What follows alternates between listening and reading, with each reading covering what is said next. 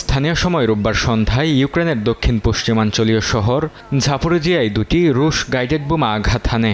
হামলায় দায়িত্ব পালনরত এক পুলিশ কর্মকর্তা নিহত হন এবং গুরুতর আহত হন আরও 2 পুলিশ সদস্য। এছাড়া 2 শিশুসহ অন্তত 13 জন আহত হন।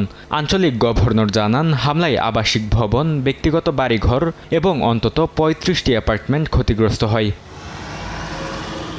একই সময়ে পূর্ব ইউক্রেনের কৌশলগত শহর কোস্তিয়ান্তিনিভকা আবারও দখলের দাবি করেছে রাশিয়া। শহরটি পুরোপুরি রাশিয়ার নিয়ন্ত্রণে এবং নিহত ইউক্রেনীয় সেনাদের মরদেহ হস্তান্তরের জন্য 6 ঘণ্টার যুদ্ধবিরতির প্রস্তাবও দেওয়া হয়েছিল বলে দাবি মস্কোর। তবে ইউক্রেন সে প্রস্তাবে সাড়া দেয়নি বলেও দাবি করে ক্রেমলিন।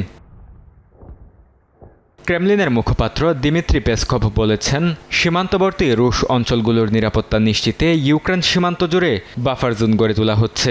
তার দাবি, খার্কিভ, সুমি ও দনিপ্রোপেট্রোভস্ক অঞ্চলের অংশ জুড়ে এই পরিকল্পনা ধাপে ধাপে বাস্তবায়ন করা হচ্ছে।